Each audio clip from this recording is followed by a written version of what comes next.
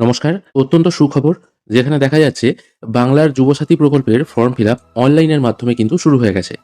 আমাদের একটা চিন্তা হচ্ছিল, যেহেতু ক্যাম্পের সংখ্যা খুব কম, একটা বিধানসভায় একটা কি দুটো ক্যাম্প হচ্ছে, সেক্ষেত্রে প্রচুর ভিড় হবে। এখন কিন্তু আর ওই চিন্তা নেই। এখন কিন্তু আপনারা অনলাইনের মাধ্যমেও বাংলার যুবসাথী প্রকল্পের ফর্ম জমা করতে পারবেন বাড়িতে বসেই। কোথাও যাওয়ার দরকার নেই। এক্ষেত্রে ফর্ম ফিল আপের নিয়ম কি আছে, কি ডকুমেন্টস আপলোড করতে হচ্ছে, একই রকম কিনা সেটাও দেখে নেব। সবার আগে আপনাদের ডেসক্রিপশনে দেওয়া লিঙ্ক থেকে এই ওয়েবসাইটে চলে আসতে হবে। এটা অফিসিয়াল ওয়েবসাইট। এখানে আসার পর বাংলার যুবসাথী বলে একটি অপশন পেয়ে যাবেন। তার পাশে ক্লিক টু অ্যাপ্লাই, এই অপশনটায় আপনাকে ক্লিক করতে হবে। এখানে ক্লিক করার সঙ্গে সঙ্গে এই টাইপের একটি অপশন খুলে যাবে, যেখানে আপনাকে কি ডকুমেন্টস আপলোড করতে হবে সেটা দেখুন বলা হয়েছে। আগে কি আপলোড করতে হবে সেটা দেখে নেওয়া যাক। প্রথমে বলা হয়েছে মাধ্যমিকের অ্যাডমিট কার্ড, পিডিএফ অনলি, মাধ্যমিক বা সমতুল পরীক্ষা। যদি মাধ্যমিক আপনি দিয়ে না থাকেন, ওই লেভেলের অন্য কোনো পরীক্ষা দিয়ে থাকেন, তার অ্যাডমিট কার্ড আপলোড করতে হবে পিডিএফ কপিতে, ম্যাক্সিমাম 2 MB সাইজ।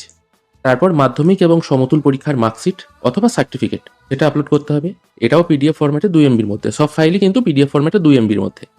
তারপর হচ্ছে আপনার আধার কার্ড, এটা আপলোড করবেন। আপনার ভোটার কার্ড, এটা আপলোড করতে হবে। ব্যাংকের পাসবই আপলোড করতে হবে। যদি আপনি জেনারেল ব্যতীত অন্য কোনো ক্যাটাগরি হয়ে থাকেন, তাহলে SC, ST, OBC certificate upload করতে পারেন। এবার অনেকে বলতে পারেন, আমি এসসি বা ওবিসি সার্টিফিকেট অ্যাপ্লাই করেছি, এখনো হাতে পাইনি, সেক্ষেত্রে কি করব? দেখুন, প্রত্যেককেই কিন্তু 1,500 টাকা করেই দেবে। সেক্ষেত্রে আপনি জেনারেল হিসাবেই অ্যাপ্লাই করবেন। যদি আপনি কোনো কাস্ট ক্যাটাগরির অন্তর্ভুক্ত হয়ে না থাকেন, সেক্ষেত্রে এটা আপলোড করতে হবে না। তারপর একটা colour passport size photo upload করতে হবে, জেপিইজি অথবা পিএনজি ফরম্যাটে 1 MBর মধ্যে। আর আপনার সিগনেচার আপলোড করতে হবে 1 MBর মধ্যে, জেপিইজি অথবা পিএনজি ফরম্যাটে। আর আপনার ফোন নাম্বারটা দরকার, সেখানে একটি ওটিপি যাবে। এখানে প্রথমে বলা হয়েছে ডাউনলোড সিস্টেম গাইডলাইন। এখানে ক্লিক করলে আবেদন করার প্রসেস, এই টাইপের কিছু তথ্য আপনার সামনে চলে আসবে এবং কিভাবে আবেদন করতে হয় সেটা দেখিয়ে দেবে।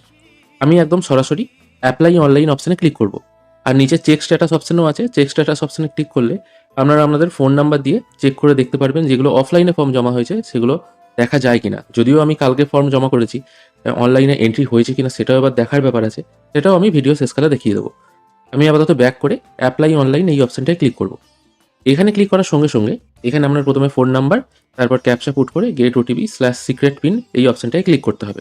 এরপর একটি নতুন সিক্রেট পিন, যে ফোন নাম্বারে আপনি পুট করেছেন সেখানে চলে যাবে। এটাকে জাস্ট ওকে করে দেবেন। এবার আপনার ফোনে যে এসএমএসটি যাবে, এই এসএমএসটিতে একটি 6 সংখ্যার ওটিপি থাকবে। সেই ওটিপিটি এখানে পুট করে ভেরিফাই পিন করবেন। এরপর আপনাদের সামনে মেন যে ফর্মটা আছে সেটা ওপেন হয়ে যাবে। প্রথমে আপনার ফোন নাম্বার এখানে লেখা থাকবে, এটা আপনি আর চেঞ্জ করতে পারবেন না। তারপর আপনার আধার কার্ড নাম্বারটা এখানে পুট করে দেবেন। তারপর বেনিফিশিয়ারি নেমের জায়গায় মাধ্যমিকের সার্টিফিকেট বা মাধ্যমিকের অ্যাডমিট অনুযায়ী আপনার যে নামটি ছিল সেটা ফার্স্ট নেম, মিডল নেম এবং লাস্ট নেম এই হিসাবে বসিয়ে দেবেন। বিবাহিত মহিলা যারা আছেন, যাদের বিবাহের পর টাইটেল চেঞ্জ হয়ে গেছে, তাদেরও কিন্তু মাধ্যমিকের সময় যে নামটা ছিল সেই নামটাই দিতে হবে। তারপর আপনার ফোন নাম্বার, যেটা ব্যাংক অ্যাকাউন্টের সঙ্গে লিঙ্ক আছে, সেটা এখানে শো হবে। যদি আপনি যে নাম্বার দিয়ে রেজিস্ট্রেশন করেছেন সেটা ব্যতীত অন্য কোনো নাম্বার যদি হয়ে থাকে, তাহলে কিন্তু আপনি এটা এখানে চেঞ্জও করতে পারবেন। তারপর আপনার ইমেল আইডি এখানে পুট করতে হবে। যদি না থাকে দেওয়ার দরকার নেই, কারণ এখানে প্রত্যেকটা জায়গায় যেগুলো ম্যান্ডেটরি সেখানে কিন্তু দেখুন স্টার মার্ক দেওয়া আছে। এখানে কিন্তু কোনো রকম স্টার মার্ক দেওয়া নেই, তাই ইমেল আইডি না দিলেও চলবে। চলে এলাম একটু নিচে। এরপর আপনার জেন্ডার এখান থেকে সিলেক্ট করতে হবে। ঠিক অফলাইনের ফর্মের মতো একইভাবে এখানে কিন্তু করা হয়েছে। যেটা আপনার জেন্ডার সেটা সিলেক্ট করবেন। তারপর ১/৪/২০২৬ অনুযায়ী আপনার বয়স কত হচ্ছে, মানে যারা শুধুমাত্র ১/৪/২০২৬ অনুযায়ী ২১ থেকে ৪০ বছর বয়স, তারাই অ্যাপ্লাই করতে পারবে। ২০ বছর ১১ মাস অথবা ৪০ বছর ২ দিন এরকম বয়স হলে কিন্তু এপ্লাই করা যাবে না। ২১ থেকে ৪০ একদম এখানে মেনশন করেই দিয়েছে। সেই জন্য আপনার ডেট অফ বার্থ সঠিক যেটা আছে, সেটা এই ক্যালেন্ডার মেনু থেকে আপনাকে চুজ করে নিতে হবে। আমি যেমন এখানে ধরুন একটি ডেট অফ বার্থ এখানে চুজ করে নিচ্ছি। সঙ্গে সঙ্গে কিন্তু এখানে দেখাচ্ছে আপনার বয়স ২৬, আপনি কিন্তু এপ্লাই করতে পারবেন। কিন্তু যদি এটা চেঞ্জ করে দেওয়া হয়, আমি একটুখানি এটা চেঞ্জ করে দিচ্ছি। দেখুন এখানে দেখিয়ে দিচ্ছে এটা ৪৬ বছর বয়স হয়ে যাচ্ছে। আপনি কিন্তু এপ্লাই করতে পারবেন না। এখানে কিন্তু লাল অক্ষরে লেখা চলে আসবে। সেক্ষেত্রে আপনি এপ্লাই করতে পারবেন না। গ্রিন লেখা এলে তবেই জানতে হবে আপনি এপ্লাই করতে পারবেন। সেই অনুযায়ী আপনি একটুখানি এটা দেখে নেবেন। এখানে কিন্তু আবার সবুজ হয়ে গেল। এরপর আপনার বাবার নাম যেটা আছে মাধ্যমিকের সার্টিফিকেট অনুযায়ী, বাবার নামটা কিন্তু এই সম্পূর্ণ একটা ঘরেতেই লিখতে হবে। আলাদা, আলাদা করে লেখার জায়গা নেই। বাবার নাম যেটা হবে সেটা এই নিচের ঘরে লিখে দেবেন। আপনার মায়ের নাম যেটা হবে সেটা ঠিক পাশের ঘরে এখানে লিখে দেবেন। যদি আপনি বিবাহিত হয়ে থাকেন, মানে আপনি যদি পুরুষ হয়ে থাকেন তাহলে আপনার স্ত্রীর নাম লিখবেন, আর স্ত্রী হয়ে থাকলে তার স্বামীর নাম এই স্পাউস নামের জায়গায় লিখতে হবে। আর যদি আপনি অবিবাহিত হয়ে থাকেন তাহলে কিছু লেখার দরকার নেই। এবার চলে আসছে ক্যাটাগরি ডিটেল। বাই ডিফল্ট এটা জেনারেল থাকবে। যদি আপনি এসসি, এসটি বা ওবিসি হয়ে থাকেন সেক্ষেত্রে এটা সিলেক্ট করবেন। আর কাস্ট সার্টিফিকেট নাম্বারটা এখানে পুট করতে হবে। আর যদি আপনি জেনারেল হয়ে থাকেন তাহলে আপনাকে তো কোনো কাস্ট সার্টিফিকেট নাম্বার এখানে পুট করতে হচ্ছে না। তারপর বলা হচ্ছে বৈবাহিক অবস্থা। যদি আপনি বিবাহিত হয়ে থাকেন ম্যারিড করবেন, অবিবাহিত হয়ে থাকলে আনম্যারিড করবেন। যদি আপনার বিবাহ হয়েছিল কিন্তু স্বামী বা স্ত্রী মারা গেছে সেক্ষেত্রে উইডো অথবা উইডোয়ার করবেন। আর যদি আপনাদের বিবাহ হয়েছিল কিন্তু পরে বিচ্ছেদ হয়ে গেছে সেক্ষেত্রে সেপারেট করবেন। ৪ টে অপশন ভালোভাবে দেখে শুনে টিক মার্ক দেবেন। তারপর আপনার টোটাল অ্যাড্রেস এখানে ফিল আপ করতে হবে। প্রথমে আছে হাউস বা প্রেমিসেস নাম্বার। যদি থাকে এটা এখান থেকে বসিয়ে দেবেন। অথবা নতুন যে ভোটার লিস্ট বা ড্রাফট লিস্ট ডাউনলোড করেছেন ওখানে দেখবেন ভোটার কার্ড নাম্বারটা পেয়ে যাবেন। তবে অনেকেই দেখছি এই জায়গায় ভিলেজের নাম বসিয়ে দিচ্ছে। কোনো রকম অসুবিধা নেই। আর যদি জানা না থাকে এই ঘরটা ফাঁকাও দিতে পারেন। তারপর আপনার গ্রামের নাম এই নিচের ঘরে বসাবেন। আপনার পোস্ট অফিসের নাম ঠিক তার নিচে বসাবেন। আপনার ডিস্ট্রিক্ট এই ড্রপ ডাউন মেনু থেকে সিলেক্ট করে নেবেন। তারপর হচ্ছে এরিয়া, কোন এরিয়ায় আপনার বাড়ি। ব্লক না মিউনিসিপ্যালিটি সেটা এখান থেকে সিলেক্ট করতে হবে। যদি ব্লক হয় সেক্ষেত্রে আপনার ব্লকের নাম কি আছে সেটা এখান থেকে আপনাকে সিলেক্ট করতে হবে। তারপর আপনার পুলিশ স্টেশনের নাম কি সেটা সিলেক্ট করবেন। এগুলো কিন্তু সবই ড্রপ ডাউন মেনু থেকেই পেয়ে যাবেন। তারপর আপনার গ্রাম পঞ্চায়েতের নাম যেটা আছে সেটা এখান থেকে সিলেক্ট তারপর পিনকোড এখানে পুট করে দেবেন। ভিডিও করাকালীনই আমার মনে হয়েছে অনেকের হয়তো ব্লকের নাম বা গ্রাম পঞ্চায়েতের নাম এখানে নাও থাকতে পারে। ওয়েবসাইট যেহেতু রাতের দিকে লঞ্চ হয়েছে আজকেই, সেই জন্য হয়তো অতটা আপডেটও হয়নি। সেই জন্য ২ দিন ওয়েট করুন। আর তাও যদি দেখেন যে এখানে শো হচ্ছে না সেক্ষেত্রে অফলাইন ফর্মই জমা দিয়ে দিন। কোনো অসুবিধা নেই। তারপর আপনার পিনকোডটা এখানে পুট করে দেবেন। আর স্টেট বাই ডিফল্ট ওয়েস্ট বেঙ্গলই থাকবে। এটা আপনি চেঞ্জ করতে পারবেন না। চলে এসেছি একদম ফর্মের নিচের অংশে। এখানে আপনার মাধ্যমিকের ডিটেইলস দিতে হবে। আপনি কোন বোর্ড থেকে মাধ্যমিক পাস করেছেন। এখানে কমন অনেকগুলো বোর্ডই আছে। নরমালি এগুলো থেকেই সবাই মাধ্যমিক পাস করে। অনেকে বলছিলেন ওপেন থেকে পাস করলে হবে কিনা। দেখুন মাধ্যমিক পাস বলেছে বা সমতুল বলেছে। শুধু বলেনি যে ওয়েস্ট বেঙ্গল বোর্ড থেকে মাধ্যমিক। ওপেন থেকে পাস করলেও হবে। সেক্ষেত্রে আদার্স সিলেক্ট করতে পারেন এবং সেই বোর্ডের নামটা এখানে দিতে পারেন। আর যদি এই সমস্ত বোর্ডগুলি হয়ে থাকে সেক্ষেত্রে এগুলোই সিলেক্ট করবেন। তারপর আপনার রোল, নাম্বার আর ইয়ারটা পুট করে দেবেন। এবার হ্যাঁ, যারা আদার্স বোর্ড সিলেক্ট করবেন তাদের অনেকেই বলছিলেন যে তাদের রোল আর নাম্বার আলাদা করে দেওয়া নেই। একটাই জিনিস আছে সেটা হচ্ছে রোল নাম্বার বা শুধু রোল। এক্ষেত্রে শুধু রোলের ঘরে রোলটা লিখবেন, নাম্বারের ঘরটা ফাঁকা রাখলেও তো হবে না, এখানে স্টার মার্ক দেওয়া আছে। 0 বসিয়ে দেখতে পারেন হয় কিনা। না, এবার মাধ্যমিকের রোলে 0টাও কিন্তু একটা ভ্যালিড পয়েন্ট। এটা তো কোনো সংখ্যা নয় বা টাকার ব্যাপার নয় যে পয়েন্টের পর 0 মানের কোনো ভ্যালু নেই। সেক্ষেত্রে যদি এরকম সমস্যা থেকে থাকে না, তাহলে কিন্তু আপনাদের অফলাইনে ফর্ম ফিল আপ করাটাই শ্রেয় বলে মনে করব। তারপর আপনি কত সালে মাধ্যমিক পাস করেছেন সেই ডেটটা এখানে বসাবেন। আর এখানে তো যদি আপনি ওয়েস্ট বেঙ্গল বোর্ড সিলেক্ট করেন তাহলে বোর্ডের নাম আলাদা করে দিতে হচ্ছে না। তারপর এডুকেশনাল কোয়ালিফিকেশন হাইয়েস্ট আপনি কতদূর পড়াশোনা করেছেন সেটা এখানে বসিয়ে দেবেন। যদি মাধ্যমিক পাসই হয়ে থাকেন শুধু মাধ্যমিক লিখবেন। আর যদি এমএ, বিএড, ডক্টরেট হয়ে থাকেন তাহলেও লিখতে পারেন। তারপর আছে প্রেজেন্ট অকুপেশন। বর্তমানে আপনার পেশা কি?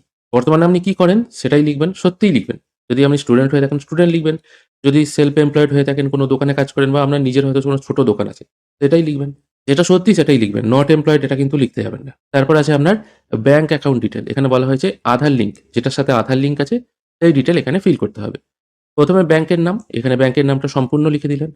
এখানে তো কোনো বক্স নেই যে বড় নাম হলে বেরিয়ে যাবে। আপনার ব্যাংকের যে সম্পূর্ণ নাম আছে সেটা এখানে বসিয়ে দিলেন। ইউকো ব্যাংক, স্টেট ব্যাংক কি সেন্ট্রাল ব্যাংক অফ ইন্ডিয়া পুরোটা এখানে লিখে দেবেন। তারপর ব্রাঞ্চের নাম কি আছে সেটা পাসবই দেখে দেখে সুন্দর করে এখানে লিখে দেবেন।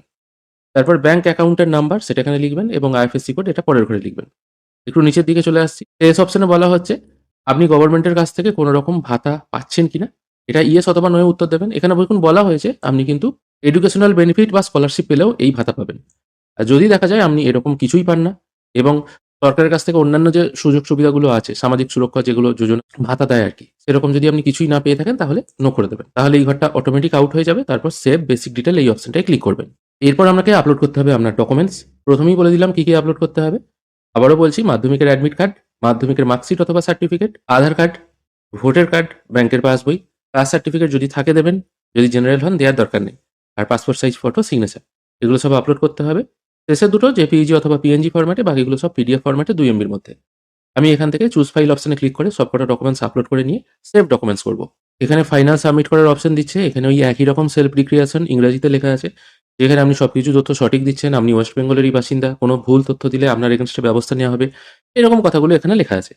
আমি আপাতত এই সেলফ ডিক্লারেশন এই অপশনটায় টিক মার্ক দিয়ে ফাইনাল সাবমিট এই অপশনে ক্লিক করব। এখানে ফর্ম সাকসেসফুলি সাবমিট হয়ে গেল এবং একটি অ্যাপ্লিকেশন আইডি কিন্তু এখানে জেনারেট হয়ে চলে এলো।